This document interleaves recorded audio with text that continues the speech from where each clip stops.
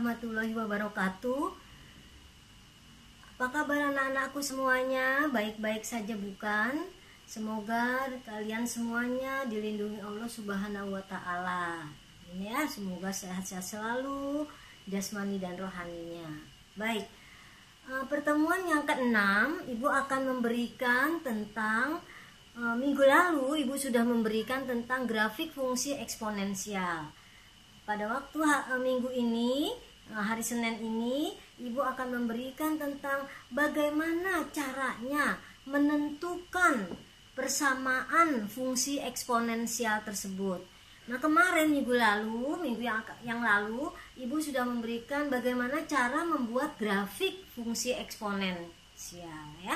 Sekarang Ibu akan memberikan tentang bagaimana caranya kalau grafiknya diketahui tetapi mencari fungsinya. Jadi kalian harus ingat ada dua model, mencari grafik dan mencari fungsinya ya. Yang pertama, kalian sudah mengenal juga tentang bagaimana menggambar grafik waktu itu, yaitu dengan A, bilangan dasar A lebih besar dari 1, di mana A-nya tidak boleh 1 dan A-nya harus lebih besar dari 0 ya.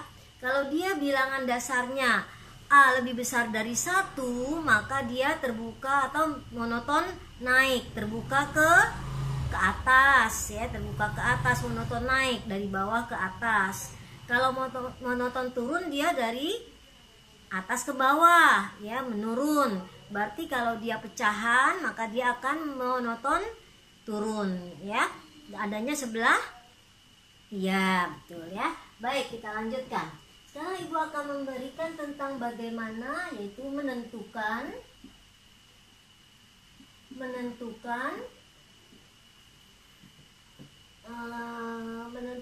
fungsi eksponensial. Nah, jadi menentukan fungsi eksponensialnya ya. Nah, seperti pada gambar ini ya, Ibu akan memberikan contoh, misalnya pada gambar bagian A ya, pada gambar bagian A, perhatikan gambarnya bagian A. Minggu lalu Ibu minta kalian menggambar, diketahui fungsinya, diminta gambarnya. Nah, sekarang pada saat ini Ibu akan memberikan tentang bagaimana mengetahui atau mencari fungsinya dengan cara cepat ya. Baik, di sini kita sudah mengetahui minggu lalu, yaitu ada dua bentuk ya, yaitu A lebih besar dari 1, bilangan dasarnya A lebih besar dari 1, di mana A-nya tidak boleh 1, tetapi A harus lebih besar dari 0 ya.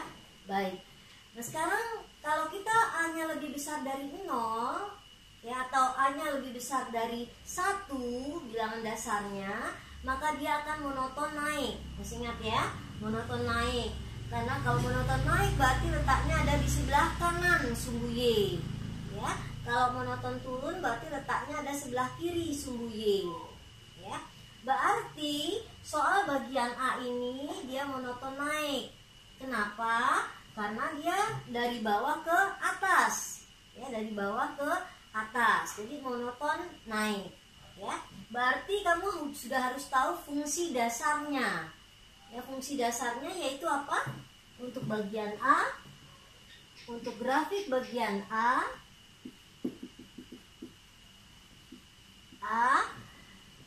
dia monoton naik ya, monoton naik.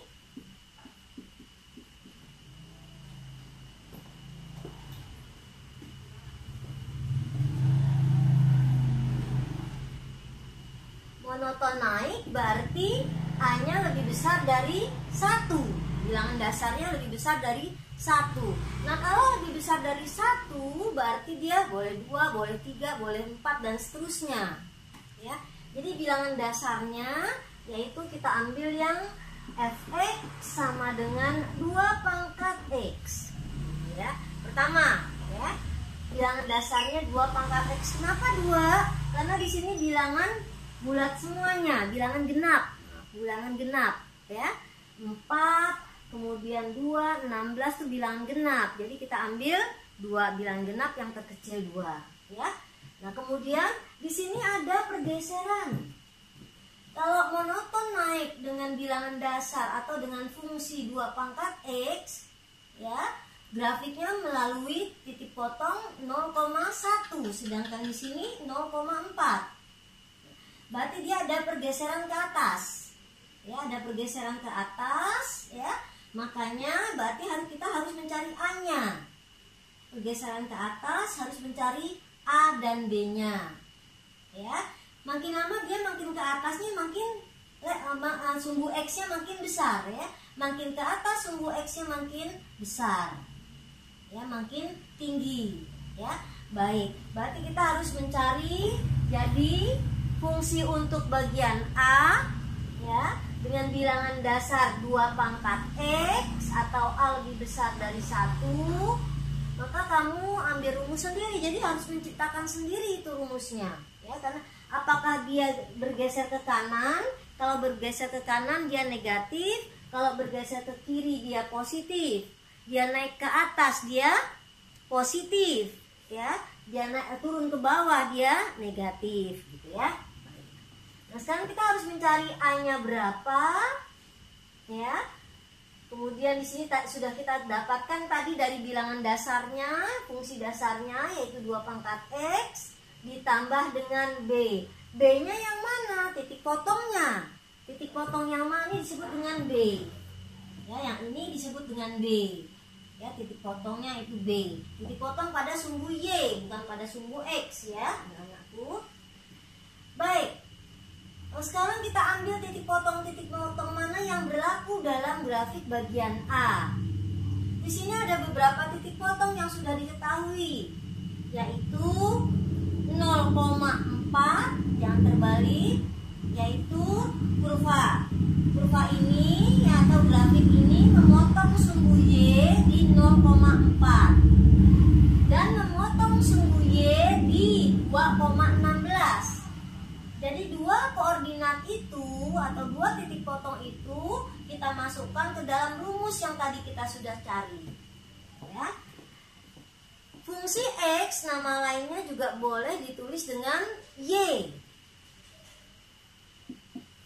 Ya, hanya istilah saja, maksudnya sama. Ya. Sekarang titik potongnya berapa? Yaitu 0,4. Kita masukkan 0,4. Untuk titik potong 0,4, maka Y-nya adalah 4.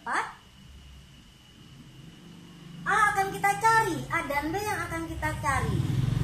A kali 2 pangkat X. X-nya adalah 0 plus B. Gitu ya, tinggal dimasukkan. Ya. Sumbu X dan sumbu Y. Ya, tinggal dimasukkan, kemudian kita hitung. Ya, kita hitung, dia menjadi 4. Bilangan dipangkatkan 0 hasilnya 1. Jangan lupa 1000 pangkat 0 hasilnya 1 dan seterusnya, ya. Jadi A kali 1 adalah A ditambah B, belum diketahui. Nah, sampai sini kamu ingat pelajaran SMP. Ya, eliminasi, substitusi, masih ingat ya? Oke, pelajaran SMP-nya. Jadi kita ambil sebuah persamaan lagi. Karena ada 2 buah variabel yaitu A dan B, maka akan terjadi 2 buah persamaan, ya. Ini kita anggap persamaan pertama. Nah, gitu ya. Baik, setelah 0,4 kita masukkan, kemudian kita dapatkan lagi, kita lihat lagi 2,16 titik potong yang ada pada kurva tersebut, 2,16. Masukkan lagi 2,16. Y-nya 16, A-nya belum diketahui, kali 2 pangkat X, X-nya adalah 2 ditambah B, belum diketahui. Kita hitung sampai di sini.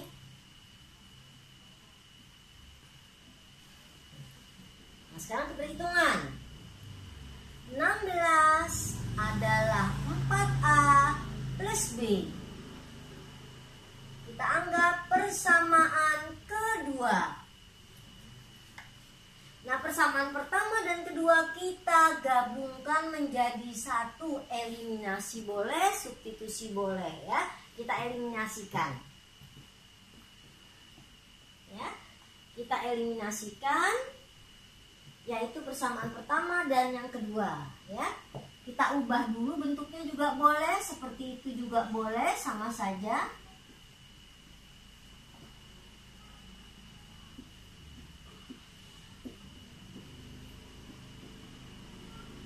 Nah, ini. Ya. Kita eliminasi ya. Eliminasi syaratnya masih ingat? Eliminasi syaratnya adalah koefisiennya harus sama, tandanya harus berlawanan. Ya. Koefisien mana yang sama? Yaitu yang B.